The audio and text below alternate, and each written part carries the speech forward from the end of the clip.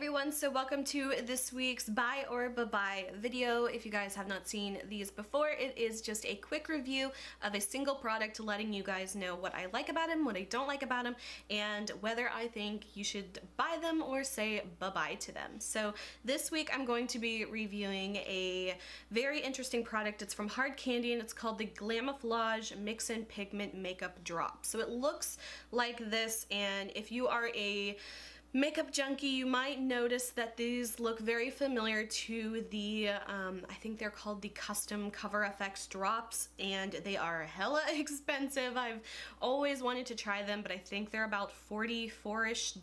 I saw this at the drugstore, again from Hard Candy, and I believe it's about $7. So I've given this a try for the past few weeks, and I've tried it in a few different ways, and I think I've kind of come up with how I like to use it, what I like it for specifically, and kind of some ways that I didn't like it.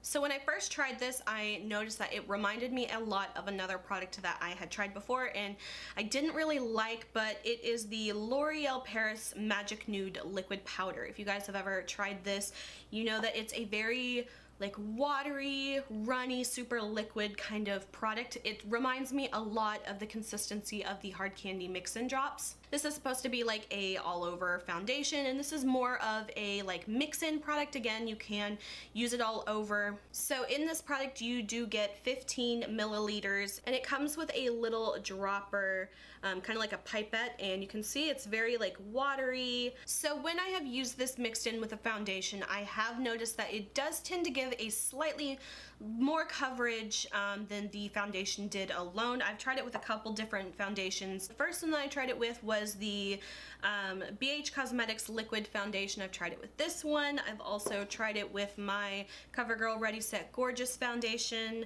and then finally I also tried it with the e.l.f. Acne Fighting Foundation. Those are like some of my current favorite foundations, and I used it with all three of those, and I found that it definitely gave a little bit more coverage to it than the foundation would typically give on its own, but I would have to say it was very minimal extra coverage. It definitely wasn't to the extent to where like you could take like a tinted moisturizer and add a couple drops and then have like a full coverage foundation. That's not really, I guess, accurate at all. But how I would use it is I would apply a little bit of the foundation on the back of my hand, and then I would add in anywhere from like 2 to 5 drops of this product and then kind of blend it all together, and then I like to apply that with my beauty blender sponge. I believe there are about 12-ish colors, and I have the color in Fair 1, which is the lightest color they have.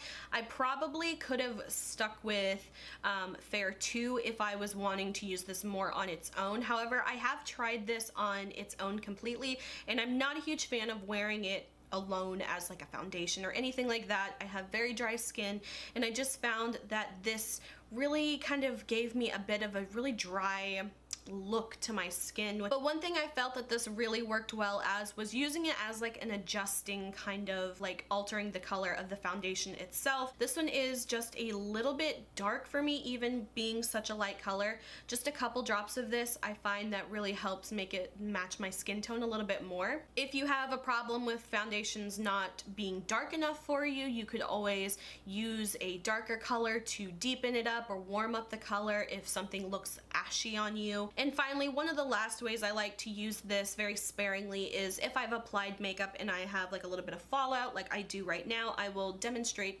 how I like to use this. So what I'll do is I'll take a drop or two and I will put it on the back of my hand here. You can see it's kind of like a runny kind of consistency, so you'll see it's definitely a little bit more on the runny side. And what I like to do is I will take my finger, I will apply it right under wherever I have any kind of fallout, and I can use that to get rid of that fallout and kind of like re-brighten up the area.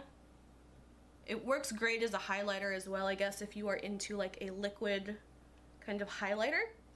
And it does dry to a sort of like a powdery kind of finish. So overall, I think that this product is very versatile. You can use it a lot of different ways. Again, you could use it on its own, you can mix it in, you can use it to adjust colors of your foundation, you can use it as cleanup. I think that there's a lot of really good uses for this. Does it measure up to the Custom Cover FX drops?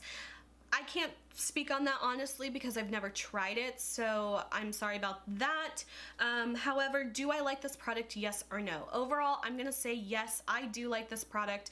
I would buy this again knowing what I know now, but I definitely think that my needs are a little bit different from my expectation of when I first bought this. So overall, is this a buy or a bye-bye product? So I'm going to give it a buy with an asterisk. So again, you kind of have to take the caveats of how you want to use this product.